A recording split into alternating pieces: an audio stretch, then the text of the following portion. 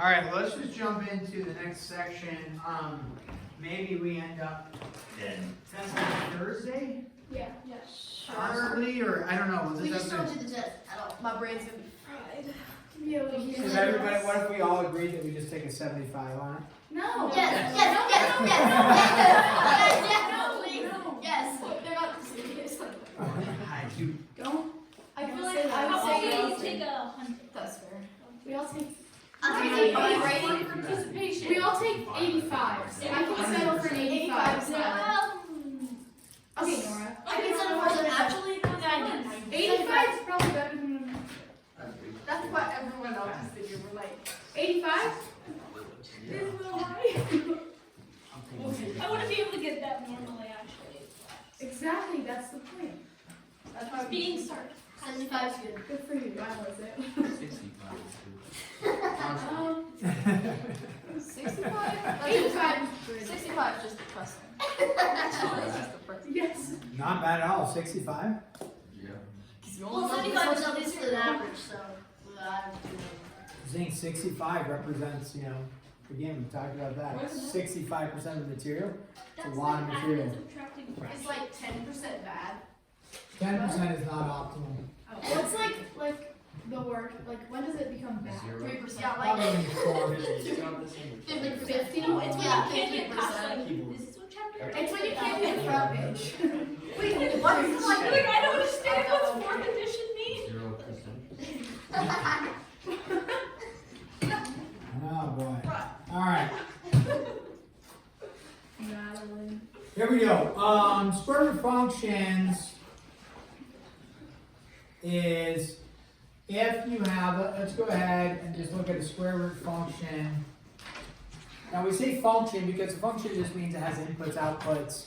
Also means that every x matches to one y, but every y can have multiple x's, but x can't have multiple y's.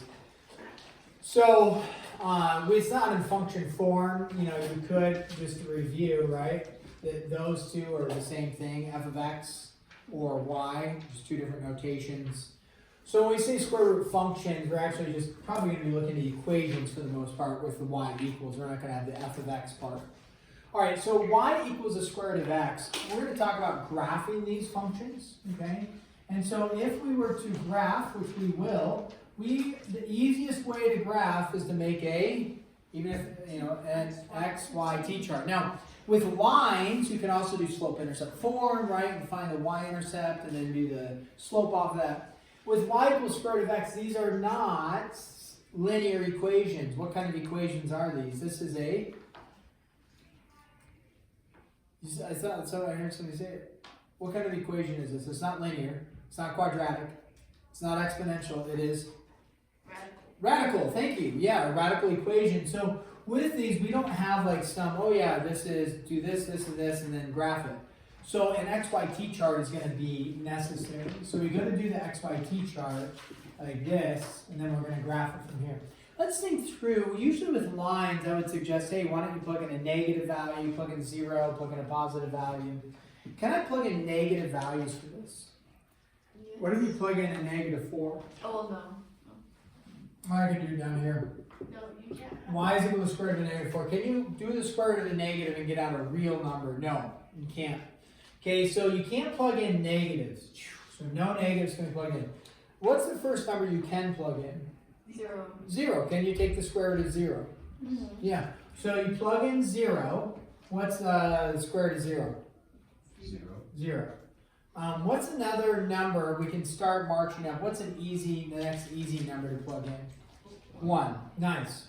What's the square root of 1? 1. What's the next easy number to plug in? 4. Now you could plug in 2, but then you got to figure out the decimals. You could use a calculator, right? But we don't use them very often in here. So 4, what's when you plug in 4, what's the square root of 4? 2. What's the next easy number to plug in? 9. 9. There we go. 9. What's the square root of 9? 3. 3. Now Okay, and then let's just do one more. I heard it earlier. What's the next 16. one? 16. What's the square root of 16? 4. So what we see is the left-hand side starts to get quite a bit bigger, right? And the right-hand side is just marching up by ones, right? So but we just graph these 0, 0, over 1, up 1, over 4, up 2, over 5, 6, 7, 8, 9, up 3, over 16, up 4, right? Now, and that may not be perfect, you know, maybe a little bit off. It has a little bit more growth like that, whatever. So what we see is when we connect, though, it is not a line, I missed the dot there, it's going to look something like that, the general idea, okay? So a square root function, at least this one, starts there and just curves up to the, you know, right. Remember, it's not a line through it. Okay, now, what happens if I did this? If I said, okay, y equals, so we graphed that one. We know that's the general look of it, okay? Now, the next one that we want to graph is, what happens if I just do a, well, let's do this one. Y equals a negative square root of x. So now the negative is on the outside, okay? And if I go to do an XYT chart with this one, hopefully we can kind of go through this somewhat quickly. Again, underneath, what's the first number that you're going to plug in? Plug in 0. And if you plug in 0, you output 0. Now when you plug in the next number, 1, what happens when I plug in 1? You get out a negative 1, because the negative's on the outside, right? So you get out a negative 1. And then when you plug in 4, negative square root of 4, you'll end up with a negative 2, and then a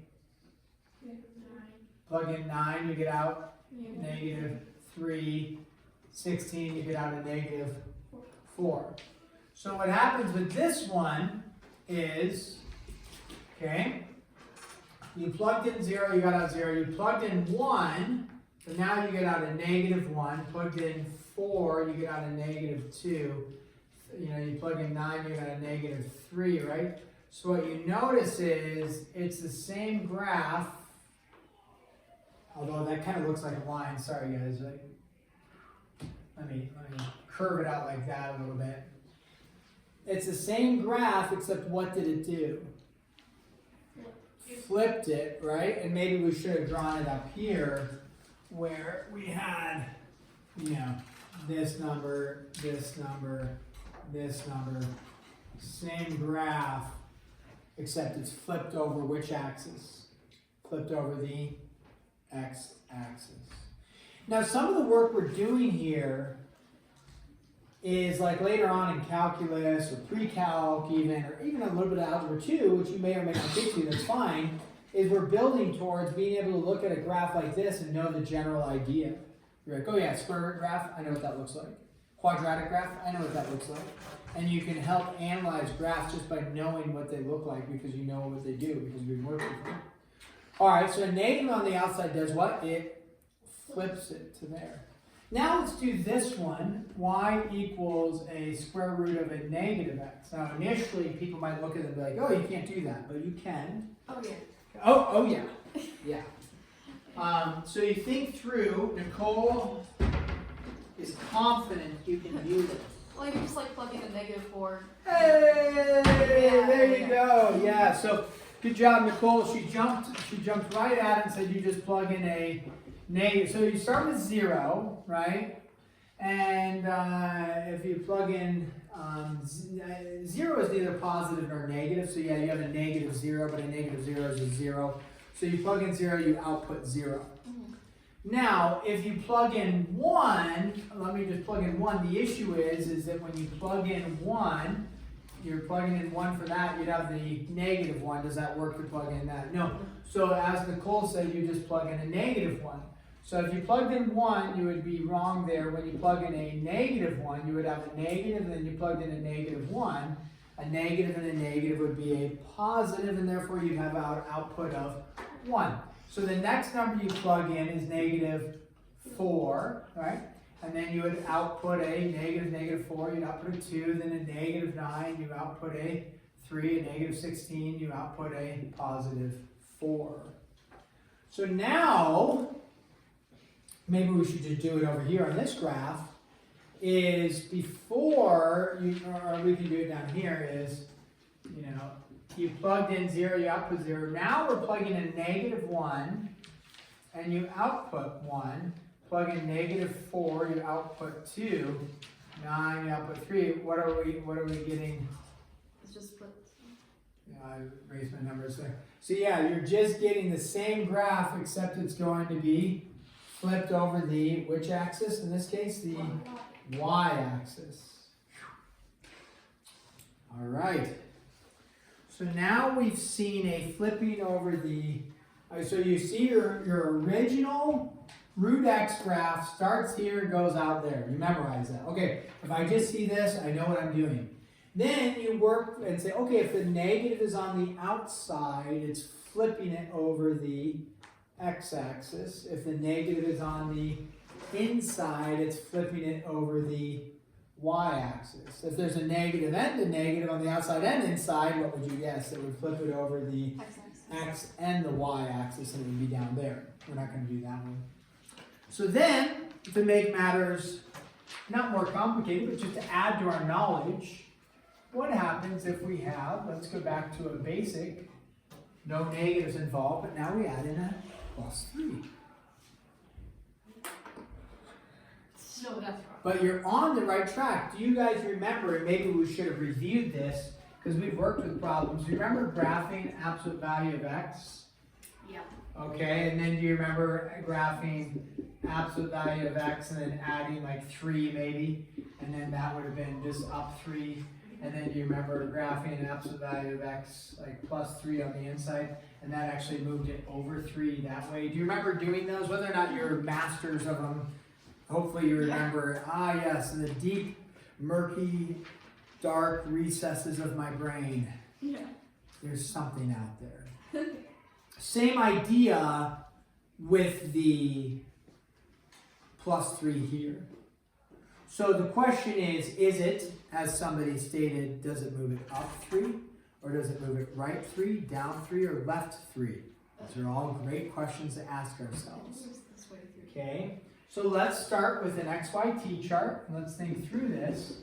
If you plug in 0, that's fine. You know, you get out now the square root of 3, which you'd have to do a little bit of calculation on, right? Which you could do with your calculator, right? And then if you plug in 1, you're going to get out 1 plus 3 is 4. You're going to get out 2, and then you can keep going.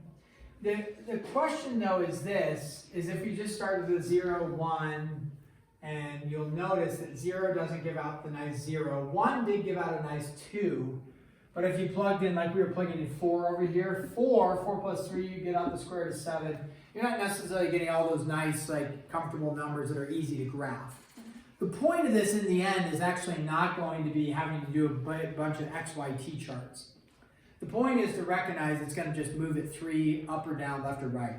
And then you don't have to do a bunch of XYT charts. What you do need to memorize is the general look of the square root x goes here, goes out. I probably should have made that a little bit more like that if you'll allow me to change what I did. You know, okay, there's my general look. From here, am I going to flip it? Am I going to move down, up, right, left? I don't really have to keep doing XYT chart. But just for our learning, we're doing XYT chart. So now, we say, okay, these aren't yielding great, sweet numbers. Let's think through this.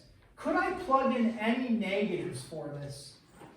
Before I was saying, like, nope, no negatives, don't do it. But could I plug in a negative? Sure. What's the lowest number you could plug in? -3. Because what's a -3 plus 3 give you? 0. Now, if you plugged in a -4, would that work for us? No. Because a -4 plus 3 is -1. So you could plug in a -3, you would get out 0. Now, what's the next number you might plug in just to get a little pulse of this? Well, you could plug in a -2. What would you get back out? 1. And then you could go from there. You know, if you plug in plug in 0, and then you plug in 1, you get out 2, so on and so forth. But the key is that initial. You plugged in -3, you outputted 0. So let me erase this graph. So in this case, all that the plus 3 does is you said, now I plug in a -3, I output 0. If I plug in a -2, I output 1. If I plug in 1, I output 2. What did it do to my graph? What did the positive 3 do to my graph? It moved it. Same graph, but just move it to the left 3. What does our brain tell us? A positive 3 should move to the right. But you see where you plug in a -3 and it moves it left 3.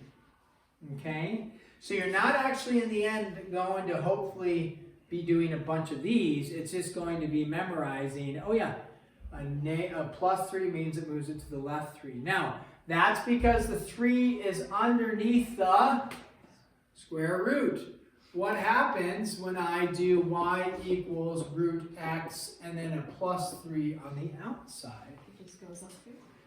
Now, you would just plug in, okay, I can't plug in any negatives here, but I could start with 0. But when I plug in 0, I get out 0 for here, but then what do I have to do to it? Add 3. So if we plug in 0, we get out 3. If you plug in 1, you get out, square root of 1 is 1 plus 3 is 4. If you plug in 4, right, you get out 2 plus 3 is 5. And we see that we just took our whole graph, and what did we do to it? It was 0, 0, now it's 0, 3, 1, 4, 4, 5. What does the plus 3 on the outside of the graph do? Moves it which way? Up 3. Okay? So now, can I erase something over here and see if we can, I just want you to try graphing this one. So we'll leave that just as a general idea.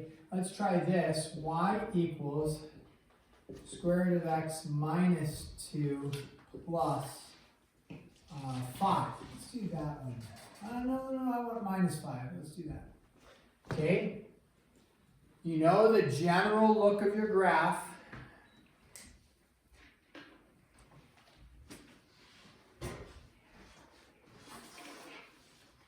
Now just ask yourself, where did the shifting begin? Do you have to graph like specific points or just one specific? No, just a sketch, kind of like I did here. Like I said, some of my sketches were looking like lines. I didn't like that, so try to make a little bit more of like a nice curve.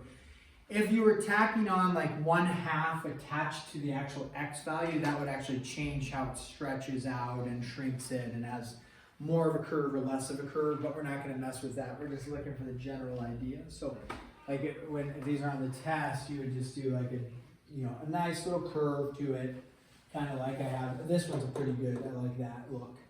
And this one may be a little extreme, but it's still good. This one's okay. So.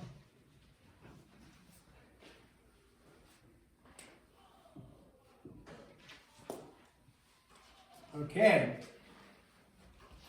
So it's going to be a shifting, right? Up, down, left, right. We're going to have two things going on, aren't we?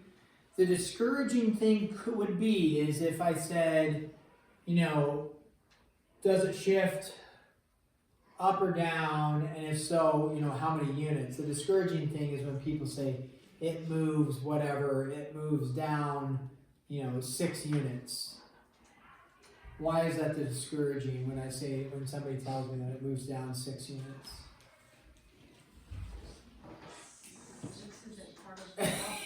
6 isn't part of the problem at all. So even if you said it moved up 5 units, that's actually incorrect, right? It doesn't go up 5 units. Which way does it go? Down 5 units. As long as you use the number 5, we're making headway, right? So it happens though, people say it moves 6 units and you're like, I don't even see the number 6 up there. So at least say 5. Which way does it move? You're like 5. Okay. Good. Or 2. -2. -5. Great. Those are all numbers we see up there.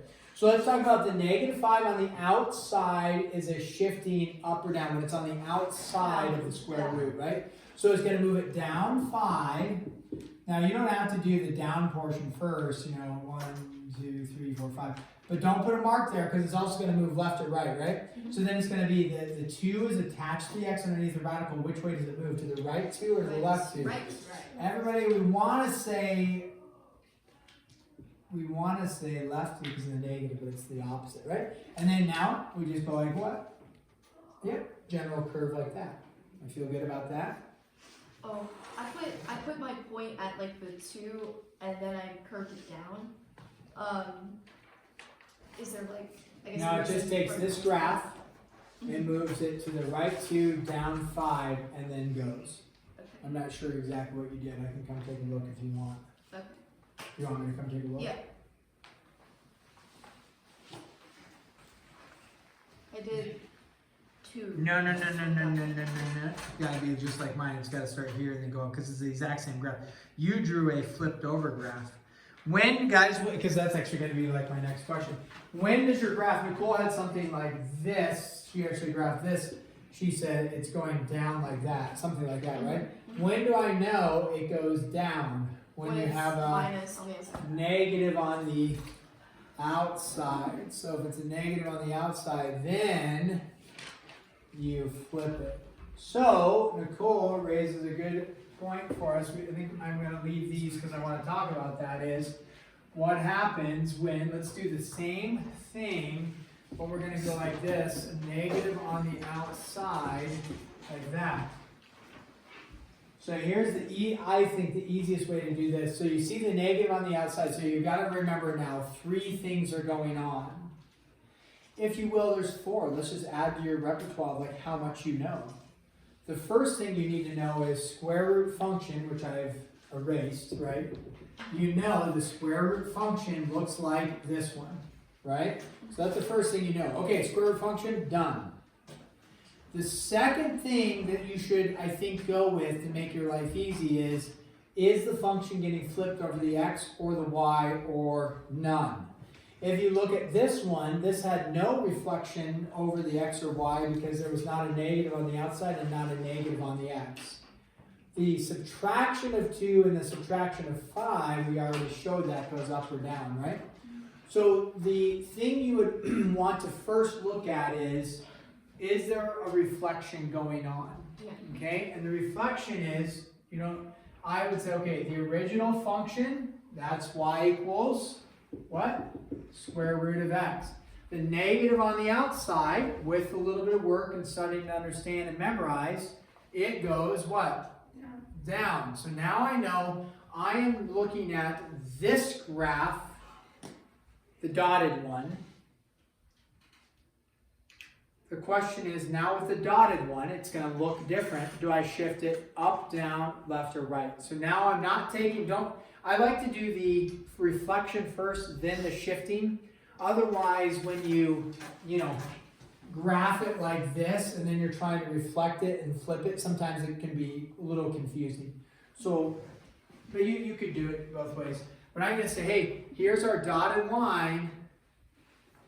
That took care of the dotted. that made it the reflection. Now, which way? I take this, and I'm going to move that, how far? Down 5, so 1, 2, 3, 4, 5. So it moves it down, and then what does this do? Moves it which way? Right 2, and I have the graph, except it's going down like that. So there's 4 things going on. 1 is your original. 2 is it reflects, and then 3 is, well, it depends on which way you go. 3 is it drops it down 5. 4 is it moves it to the right 2. Whew!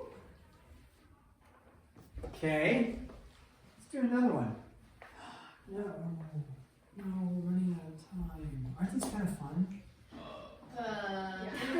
Better than square root. Once you get past the XYT chart and you're just trying to figure out flipping and stuff, it's kind of fun. If you don't have to grab a point, you just do whatever. That's fine. Okay, so what we're going to do is your homework, 10.8, right?